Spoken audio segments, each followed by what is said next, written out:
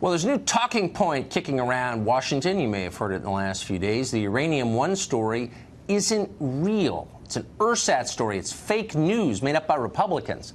It's a fever dream concocted by people who hate Hillary Clinton and are desperate to create a false equivalence between Donald Trump's presidential campaign and the Clinton machine. Hillary's reputation is being protected by the usual defenders. They say she had nothing to do with Uranium One, and by the way, it wouldn't matter if she was involved, but she wasn't involved anyway. Got it? Interesting question. What's the truth about it? Well, Guy Benson is an editor at townhall.com. He's written a definitive explanation of this story, which seemed pretty fair to us, and he joins us tonight. Guy, thanks a lot for coming on. Hey, Tucker, congrats on 1 year, by the way. Oh, thank you. Thanks a lot. So, sure. Look, I'll concede, and I hope that I've always conceded every time we've talked about it on this show, that there's a lot that we don't know about this story, and I hope that we haven't overhyped it. But it does seem like there is a story at the bottom of it. You've assessed it maybe a little more coolly than I have. What have you found? Is this a real story?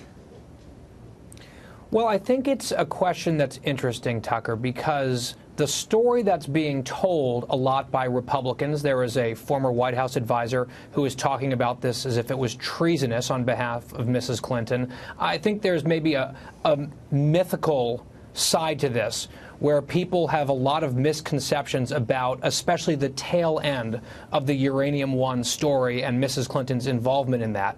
And because this came up recently in a story in The Hill about how the FBI had been investigating Russia's efforts on that whole front involving the Clintons a few weeks ago, Republicans have, I think, seized on that to try to draw some sort of equivalency on the broader Russia matter, and that has prompted a bunch of fact checks. And I think some of these fact checks have been really solid and good, clearing up some of the laziness or deliberately wrong characterizations of what happened with Uranium One. That all being said, there are elements of the entire saga, which started back in 2005, that I don't think are threats to national security, certainly not treasonous, maybe not criminal, but at least stink to high heaven when it comes to the Clintons and lots of money flowing to their foundation on behalf of people connected to Uranium One who needed favors and got them.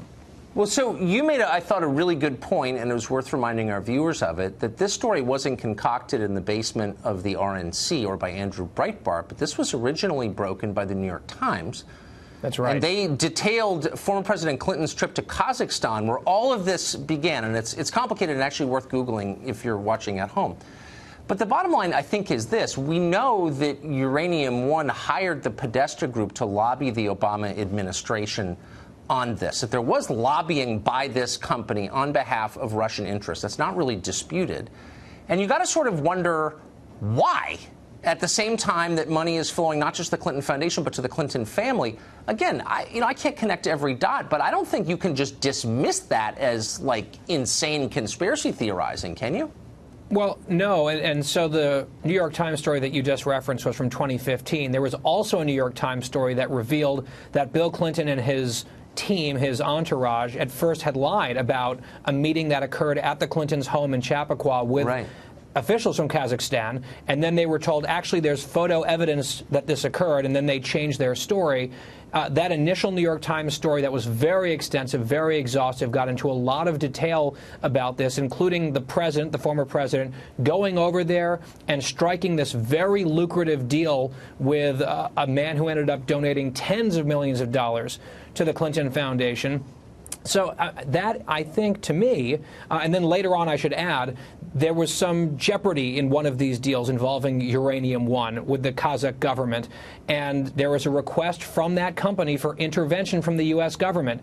And right away, the U.S. State Department and the embassy got involved, and wouldn't you know it, the issue got resolved. Hillary Clinton was running the State Department at that time, after lots of money had exchanged hands. So there are, to me, Tucker, some questions about this that not just people like me who are asking them, the New York Times and other journalists have been asking them for years, that smell weird and look like influence peddling and money trading, that may not get up to the hyper-partisan level of hyperventilation that we've seen from some Republicans about this, saying, oh my gosh, Hillary Clinton sold out our nuclear program. Yeah, but let me which ask you isn't true. we're almost out of time. Let me ask you one question. Sure. If you notice that it's the same people who are telling us the single gravest threat to American national security is the Russian government, those same people who are telling us that day in and day out are now dismissing Russian attempts to move uranium out of this country to other countries is like no big deal, and you're some kind of alt-right wacko if you think that's a big deal.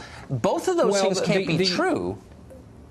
It was more about the Russian government controlling mining interests in the U.S., not taking uranium out of the U.S. into Russia. Well, the U.S. government has conceded that they have taken uranium out of this country. I mean, that's to me, Tucker, I think if we're going to talk about the Democrats and the Russia situation, I think the more fertile ground, Uranium One, an interesting thing to discover and talk about. To me, it's fusion GPS.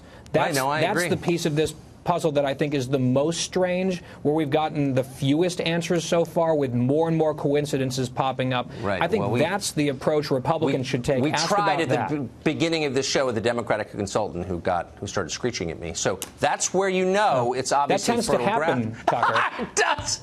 Guy, it's great to see you. Thanks a lot for that. Good to see you, Tucker. Thanks.